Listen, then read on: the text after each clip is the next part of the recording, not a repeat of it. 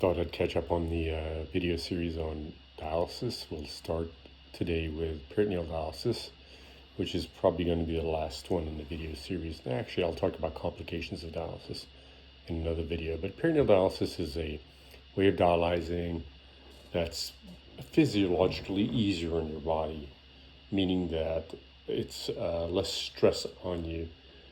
When you go to dialysis, the point of dialysis is to take extra water weight off of your body and also to get rid of the toxins that have built up over the past couple of days. So when you go on blood dialysis, it's a rapid exchange of stuff, and so that tends to make you more tired. Whereas peritoneal dialysis is a gentler way of doing it. There's upsides and downsides to peritoneal dialysis. With peritoneal dialysis, you have a catheter that's placed in your tummy, in your belly there, and it comes out the side here. So it's placed up usually underneath your belly button, comes out the side. And you can usually use these within 2 weeks. It's an outpatient procedure, fairly easy to do. And it generally works well.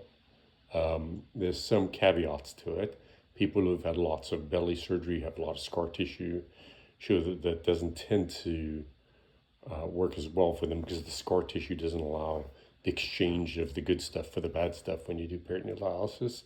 And sometimes heavier set people, it doesn't tend to work quite as well for.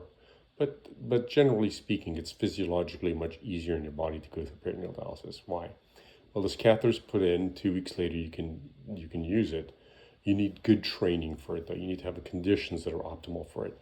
You got to have nice cleanliness, good sterile technique in terms of handling it. But essentially, at nighttime, you just put the fluid in through the catheter into your belly area, and what's called dwells in there. It sits in there, and there's the exchange of the good stuff for the bad stuff. So it takes water weight out of here, and it takes some of the toxins out, and then you empty it the next morning, and then you go about your business. The downside of these catheters is you have something hanging out of you, and you have to be really careful with it, because if it gets infected, it can be a real problem. Sometimes the infections can be treated with antibiotics through the catheter, but sometimes the catheter has to be removed, especially if you have a fungal infection. A fungal infection of these catheters really has a bad prognosis. So, but generally speaking, these catheters are very well tolerated. You just have to be really fastidious about taking care of it, really be careful with it. And you have to be trained in how to manage it. You have peritoneal dialysis nurses that train you so that you can take good care of it. And if a catheter gets infected and gets taken out, then once you get over the infection and everything looks good, you can have another one back in again.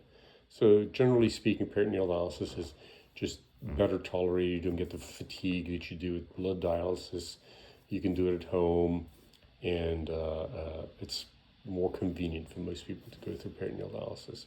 And really the CMS or Medicare is trying to push peritoneal dialysis more because it does make sense for a lot of patients. But that in a nutshell is peritoneal dialysis. If you have any questions, just leave me a message.